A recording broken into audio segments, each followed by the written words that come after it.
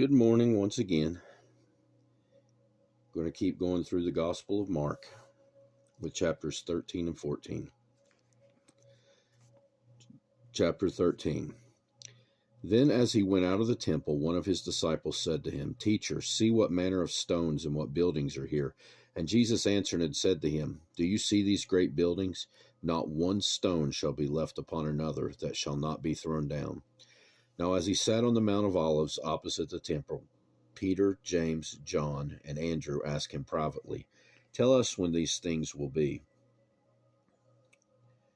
and what will be the sign when all these things will be fulfilled? And Jesus answering them began to say, Take heed that no one deceives you, for many will come in my name, saying, I am he, and will deceive many. But when you hear of wars and rumors of wars, do not be troubled, for such things must happen, but the end is not yet. For nation will rise against nation, and kingdom against kingdom, and there will be earthquakes in various places, and there will be famines and troubles. These are the beginnings of sorrows.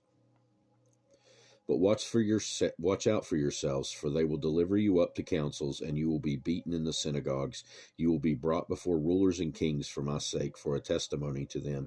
And the gospel first must be preached to all nations. But when they arrest you and deliver you up, do not worry beforehand or premeditate what you will speak.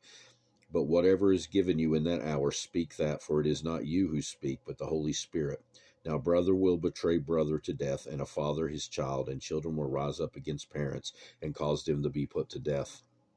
And you will be hated by all for my name's sake, but he who endures to the end shall be saved. So when you see the abomination of desolation spoken of by Daniel the prophet standing where it ought not, let the reader understand. Then let those who are in Judea flee to the mountains. Let him who is on the housetop not go down into the house, nor enter to take anything out of the house. And let him who is in the field not go back to get his clothes. But woe to those who are pregnant, and to those who are nursing babies in those days. And pray that your flight may not be in winter, for in those days there will be tribulation, such as has not been seen since the beginning of creation, which God created until this time, nor ever shall be. And unless the Lord had shortened those days, no flesh would be saved. But for the elect's sake, whom he chose, he shortened the days. Then if anyone says to you, Look, here is the Christ, or Look, he is there, do not believe it, for false Christs and false prophets will rise and show signs and wonders to deceive, if possible, even the elect. But take heed, see, I have told you all these things beforehand. But in those days after that tribulation, the sun will be darkened, and the moon will not give its light. The stars of heaven will fall, and the powers in the heavens will be shaken. Then they will see the Son of Man coming in the clouds with great power and glory, and then he will send his angels and gather together his elect from the four winds, from the farthest part of the earth to the farthest part of heaven. Now learn this parable from the fig tree. When its branches has already become tender, and puts forth leaves, you know that summer is near. So you also, when you see these things happening, know that it is near, at the door. Assuredly, I say to you, this generation will by no means pass away till all these things take place. Heaven and earth will pass away, but my words will by no means pass away. But of that day and hour no one knows, not even the angels in heaven, nor the Son, but only the Father. Take heed, watch and pray, for you do not know when the time is. It is like a man going to a far country, who left his house and gave authority to his servants and to each his work, and commanded the doorkeeper to watch. Watch therefore, for you do not know when the master of the house is coming, in the evening, at midnight, at the crowing of the rooster, or in the morning, lest coming suddenly he find you sleeping. And what I say to you, I say to all, watch. Chapter 14.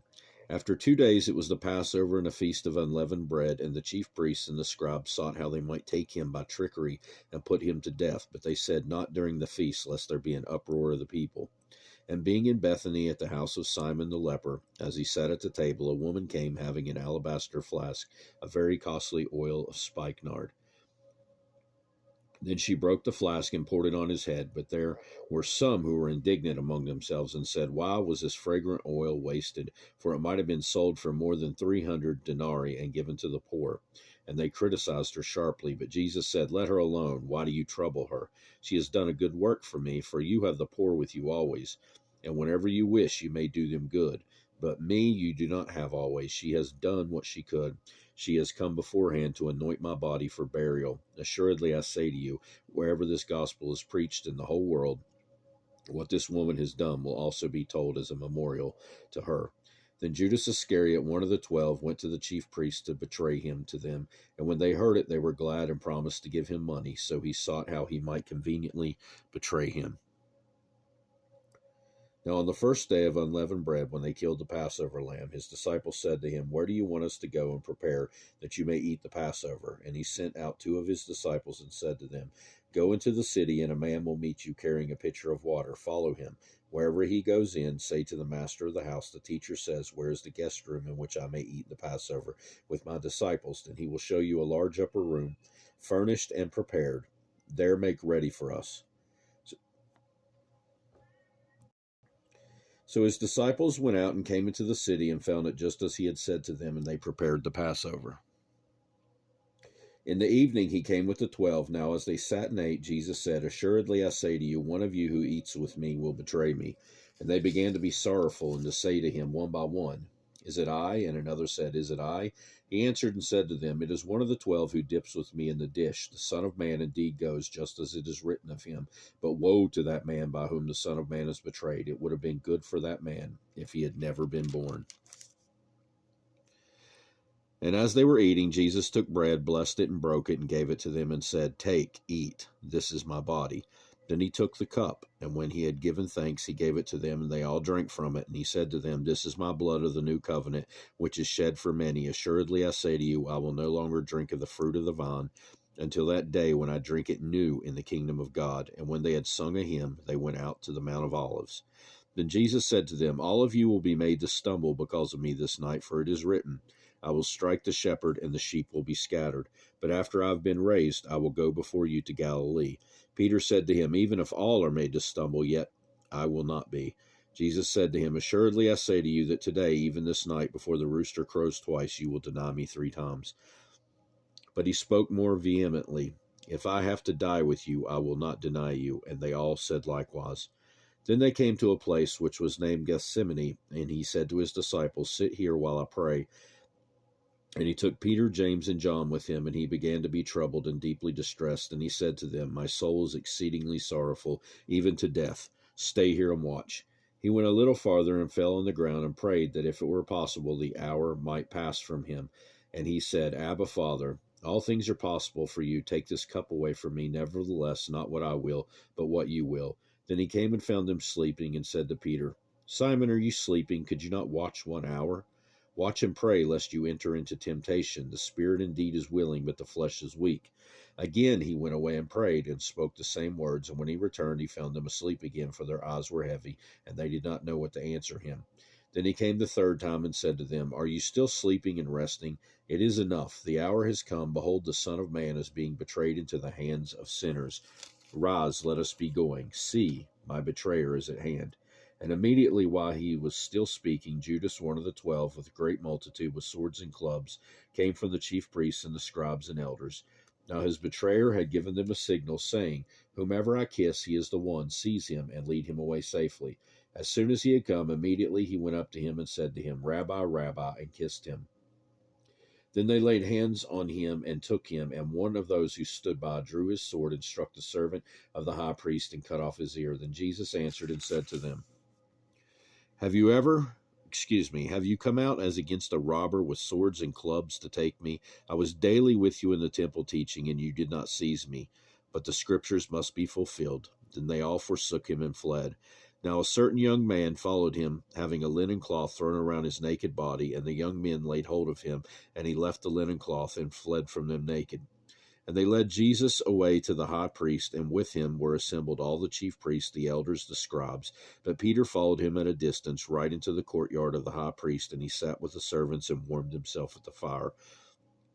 Now the chief priests and all the council sought testimony against Jesus to put him to death, but found none. For many bore false witness against him, but their testimonies did not agree.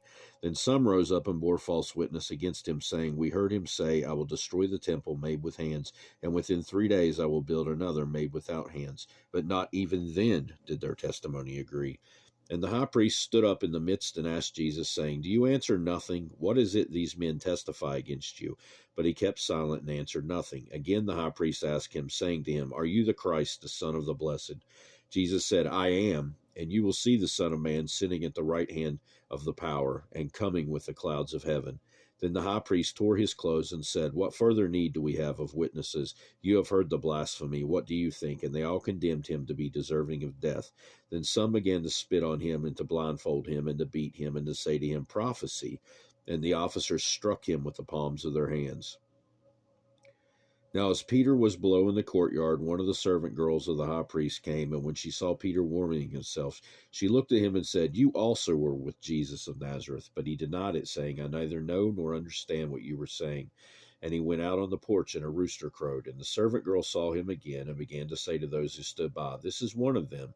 But he denied it again. And a little later, those who stood by said to Peter again, Surely you are one of them, for you are a Galilean, and your speech shows it.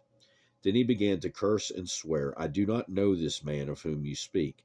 A second time the rooster crowed. Then Peter called to mind the word that Jesus had said to him, Before the rooster crows twice, you will deny me 3 times. And when he thought about it, he wept. That will do it for this time. God willing, next time we will finish up the Gospel of Mark. I hope you have a great rest of your day, and goodbye.